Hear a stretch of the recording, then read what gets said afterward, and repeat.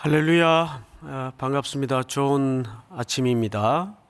우리 또 줌으로 들어와 계신 성도님들 반갑습니다. 고맙습니다. 그리고 또 온라인으로 예배하는 성도님들 이번 한 주도 주 안에서 평안하시고 또 담대하시고 또 믿음으로 늘 하던 대로 성실히 꾸준히 살아내는 뚝심을 오늘 이 새벽을 통해서 공급받기를 축복합니다. 자, 오늘부터는 매일 성경 순서에 따라서 우리가 베드로 후서를 좀 쭉 한 주간 동안 살펴보도록 하겠습니다. 항상 새로운 책을 시작할 때마다 우리 독자들이 중요하게 출발해야 될 지점이 있습니다. 첫째는 이 책을 누가 썼는가 중요하겠죠. 저자가 궁극적인 저자는 성령님이시지만 누구를 통해서 쓰셨는가? 베드로입니다. 성경에도 아주 선명하게 기록되어 있기 때문에 이론의 여지가 없겠죠. 그 다음에 중요한 것이 누구에게 썼는가? 첫 번째 독자, 이 책을 처음 받아든, 이 편지를 처음 받아든 독자들은 누군가? 더 나아가서 그 독자들은 그 당시에 어떤 형편과 또 어떤 상황에 있었길래 사도 베드로는 이때쯤 인생의 시간이 얼마 남아있지 않던 때예요. 나이가 이제 많이 들었어요. 임박한 죽음을 앞에 두고 사도 베드로가 이 글을 쓸 때는 어떤 긴박한 나름대로의 목회적 이유가 있었을 거란 말이에요. 그 두 번째가 독자. 첫 번째 독자가 누구인가? 그리고 그 독자들의 형편은 어떠했는가? 이 정도만 알아도 우리가 새로운 책을 들어가면서 성경을 전체 정확하게 스케치하는데 굉장히 도움을 많이 받을 겁니다. 자, 그러면 우선 이 책의 문제는 그 당시 정확한 독자가 누군지가 성경에 딱히 설명되어 있질 않습니다. 그래서 이 베드로 후서를 공부하는 성도님들에게 상당한 그 혼란을 가져오기도 하는데 꾸준히 성경을 읽어보면 그래도 몇 가지 힌트가 있어요. 그 힌트가 뭐냐면 첫 번째, 대부분의 이 편지를 처음 받았던 독자들은 그래도 신앙이 견고한 상태에 있었다. 뭘로 알 수 있냐면 우리 1장 1절을 한번 볼까요?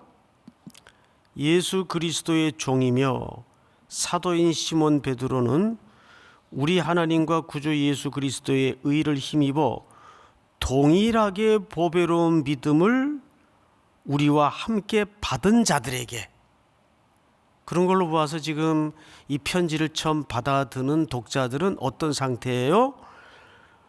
동일하게 보배로운 믿음을 우리와 함께 받은 자들에게 편지한다 그 말이에요. 더더욱 좀 이상하죠?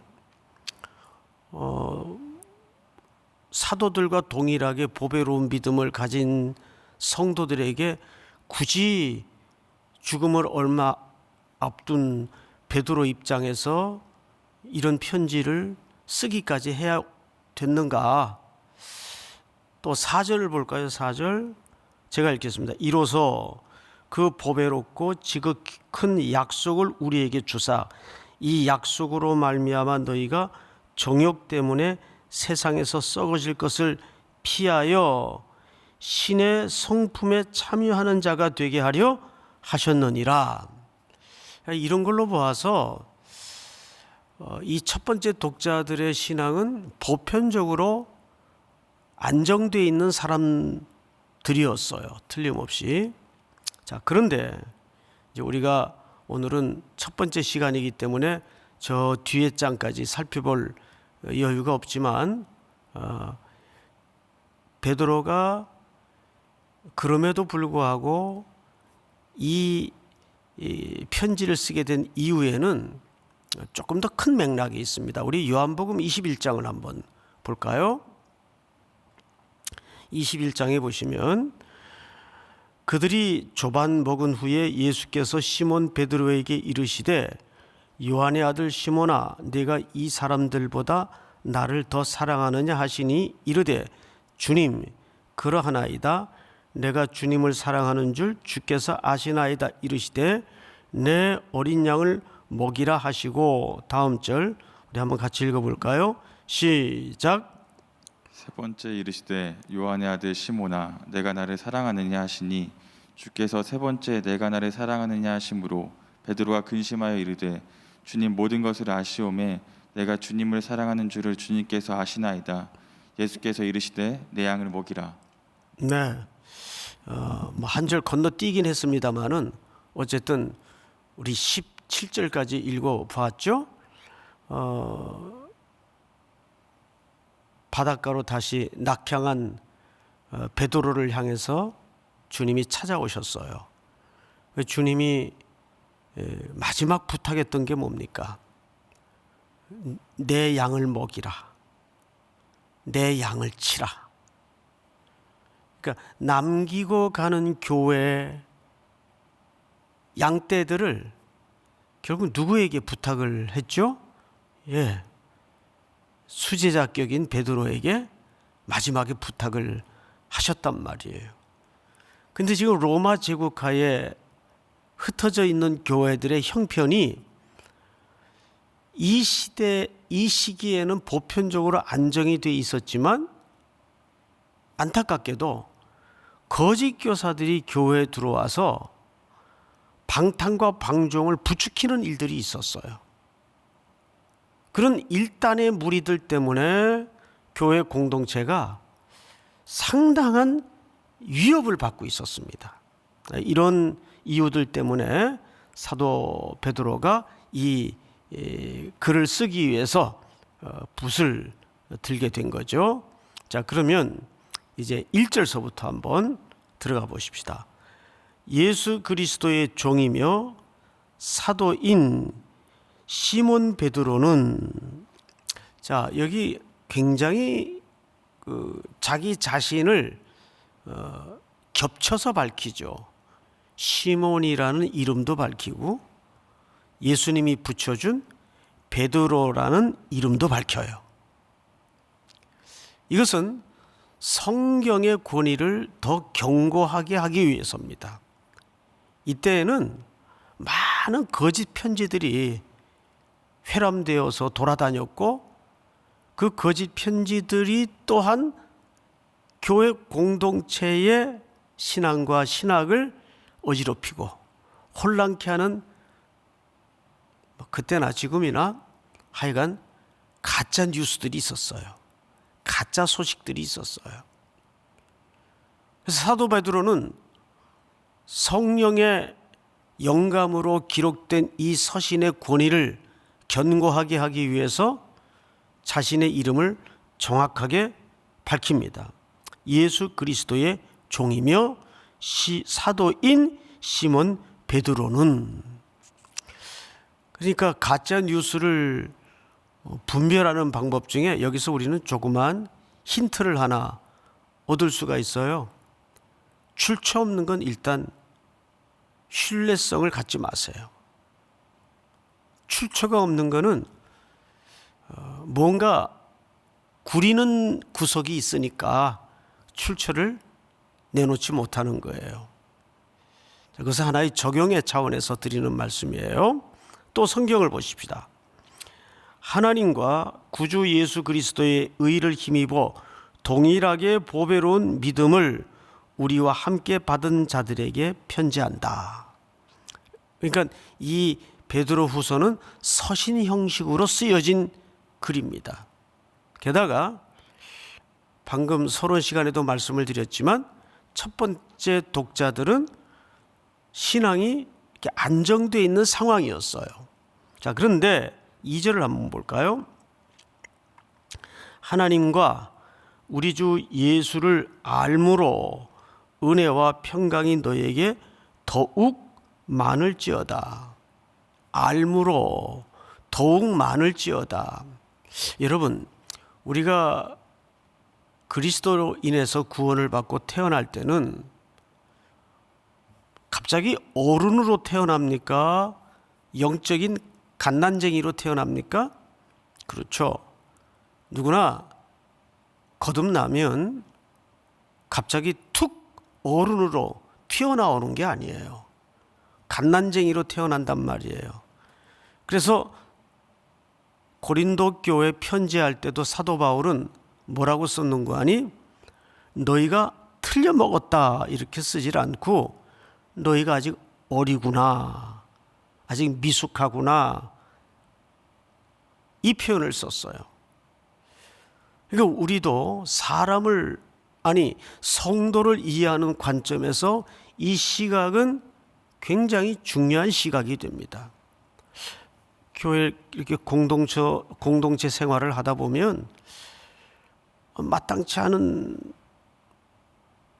부분도 눈에 띄고 또 저 친구가 왜 저러지 싶은 일도 겪게 돼요.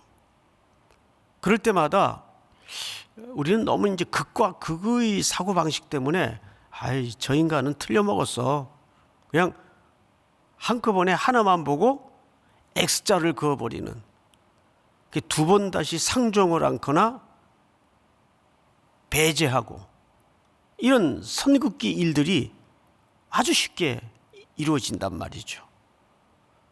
그런데 사도 바울은 그런 시각보다는 아직 어려서 그렇구나, 어려서 분쟁을 하는구나, 어려서 다투는구나. 어리면 어떻게 해야 돼요? 가르치고 양육하고 돌봐주고 키우는 거예요. 그걸 우리가 보통 목회라고 얘기합니다. 그래서 목회의 영역은 무한대예요. 요람에서 무덤까지. 그러니까 사람의 일생 전체가 목회라는 바운더리 안에 들어와 있단 말이에요. 또 그것을 섬기고 목양하도록 부름받은 종들이 또 목회자들이죠. 그 중에 가장 중요한 목회자들의 소명은 하나님의 말씀을 바로 가르쳐서 바로 먹이는 이 직무가 어떤 직무보다도 최우선의 과제여야 합니다. 그런 차원에서 예수님도 베드로에게 바닷가까지 쫓아가셔서 사도직을 회복시켜 주시고, 두 번째는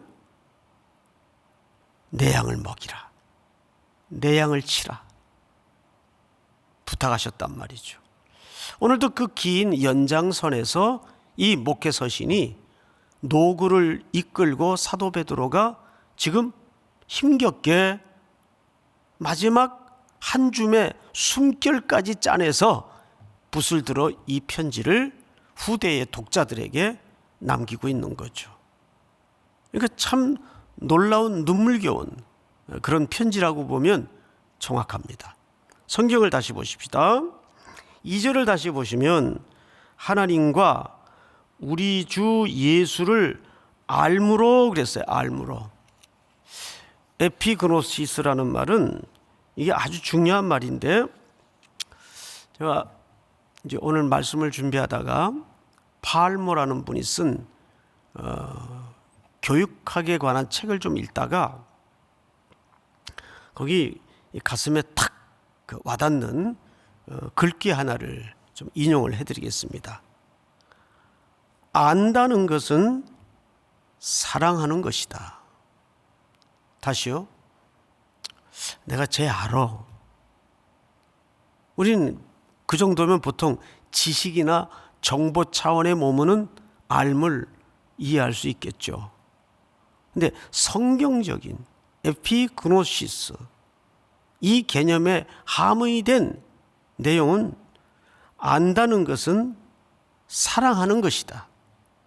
그리고 그 다음에 이야기가 또 이어지는데 이런 글귀가 있습니다. 사랑하는 것은 뭐냐? 구체적으로 사랑하는 것은 뭐냐? 진리가 실천되는 공간을 만드는 것이다.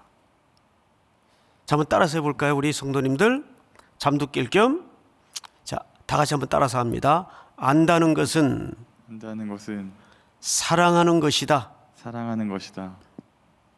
그리고 그 사랑은 무엇인가 하면 따라서 합니다. 진리가 실천되는 공간을 만드는 것이다.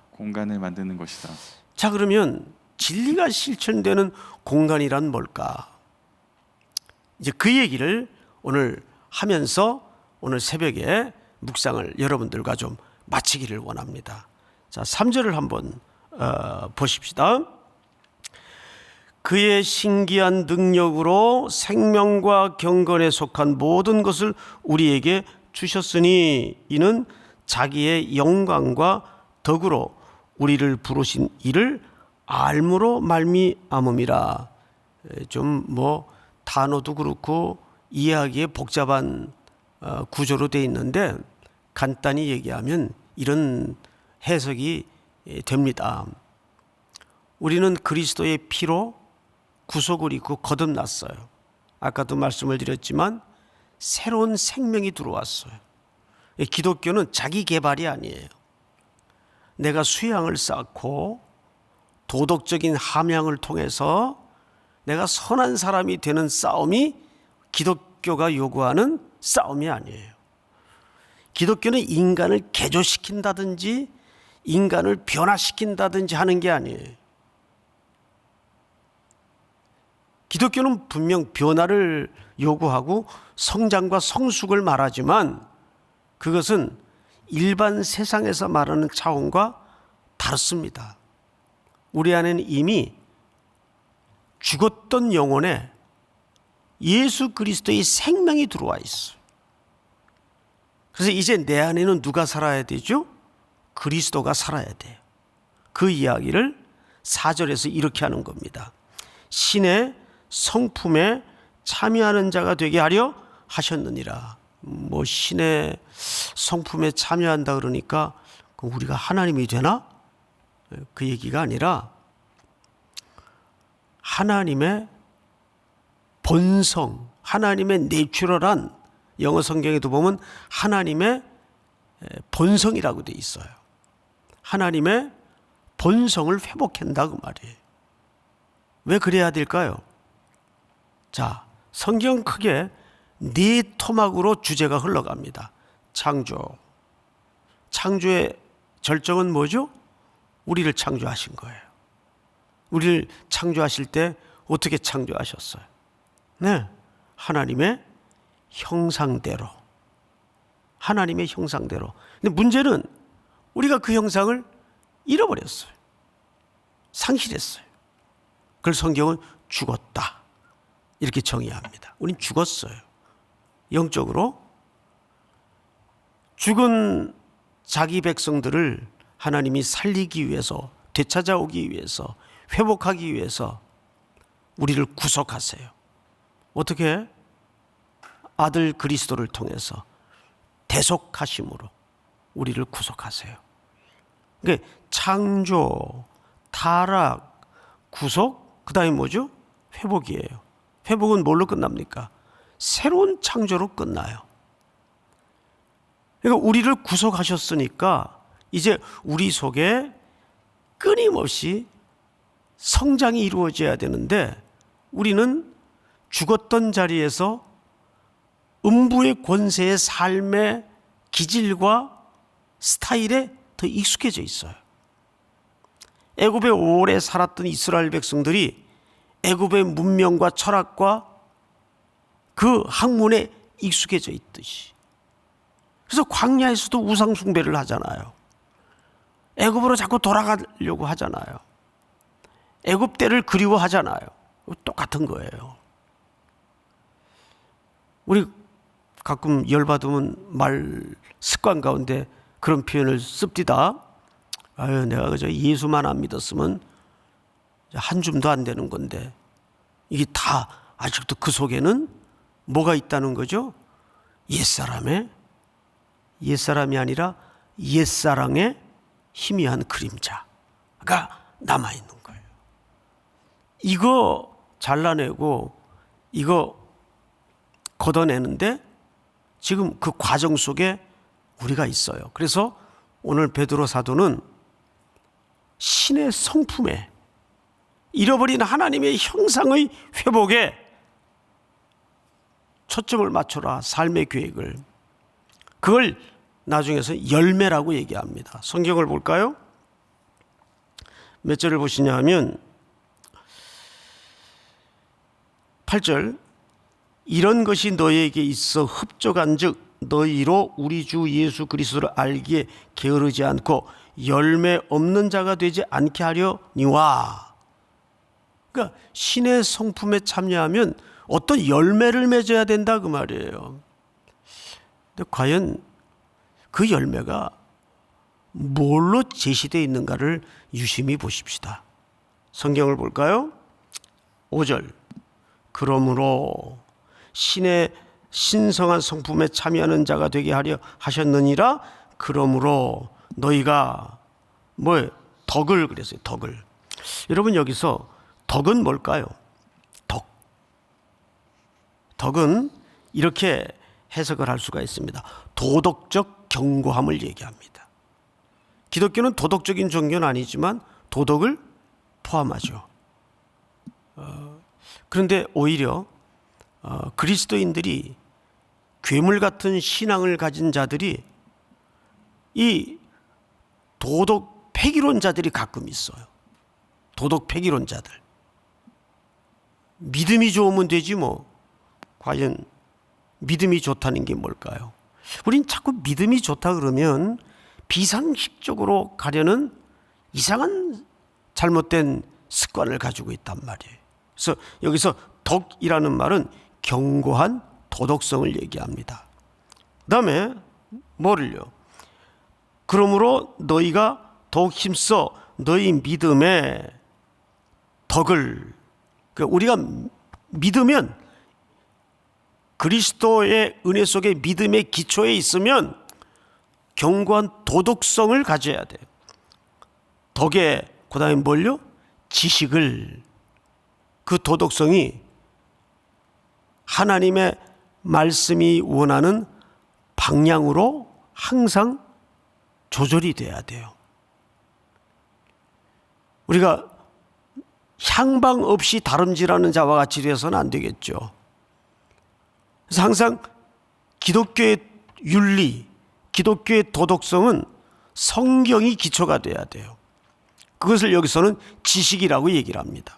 그 다음에 또 볼까요? 지식의 뭐를요? 절제. 이 절제라는 말은 참 어려운 개념인데,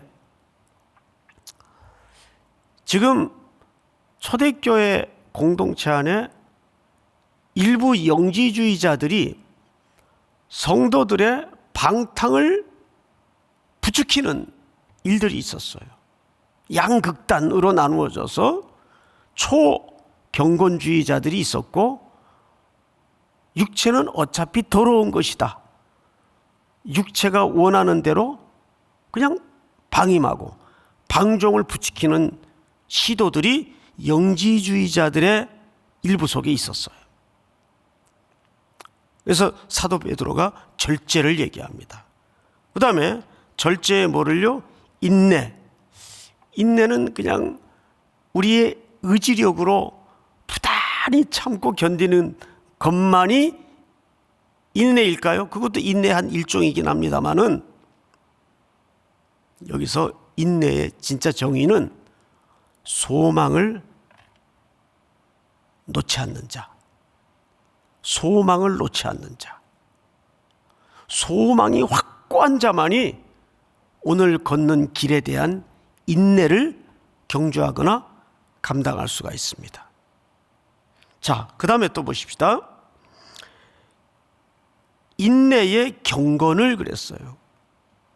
이 아주 오늘 그리스도인들이 갖춰야 될 덕목 중에 하이라이트인데, 우린 경건하다 하면은 벌써 음성이 굵은 목소리가 나고 걸음걸이도 달라지고 이런 외형적인 걸 경건으로 오해하는 경우들이 있어요.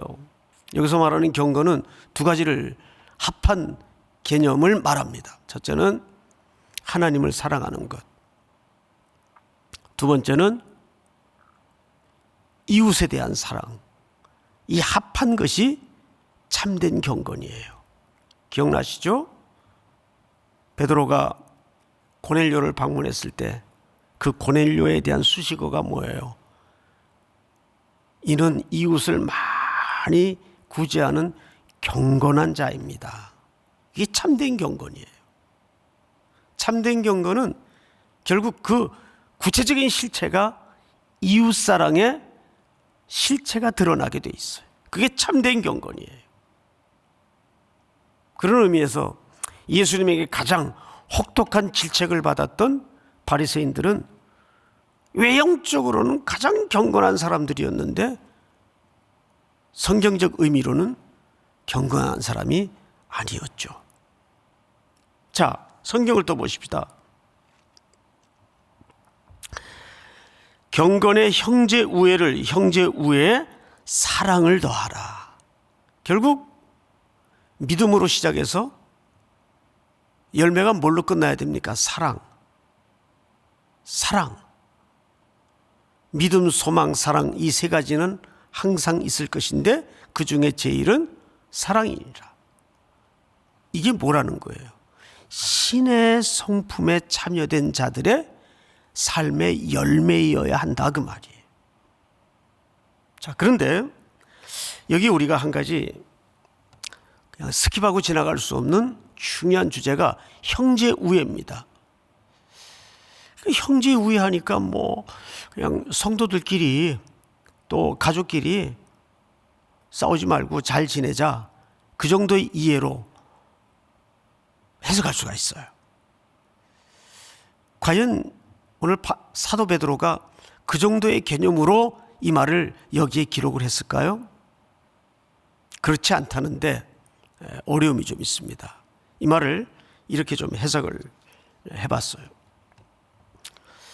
이 해석은 제가 한 해석이 아니고 찰스 스윈돌이라는 유명한 목사님이 하신 해석인데 굉장히 그 원문의 의미에 가장 가까워서 한번 인용을 해봅니다. 그래서 형제 우애란 이 아주 오묘한 개념이다. 오묘한 개념이에요. 이렇게 풉니다. 다른 사람의 의견, 감정, 생각, 주장들이 들어올 수 있는 여지를 남겨놓는 태도. 어렵죠? 다시요. 형제 우애란 뭐냐? 이건 아주 오묘한 개념인데 다른 사람의 의견, 감정, 생각, 주장들이 들어올 수 있는 여지를 남겨놓는 태도를 얘기합니다. 그게 형제를 우애스럽게 여기는 태도다, 그 말이에요. 그러니까 수용성 정도를 생각하면 좋을 것 같아요. 그리고 그 끝은 사랑이에요. 이걸 뭐라 그랬다고요? 열매 맺는 자. 그러니까 우리 기독교인들이 이해하는 열매는 사역 쪽에 많이 생각이 쏠려 있죠.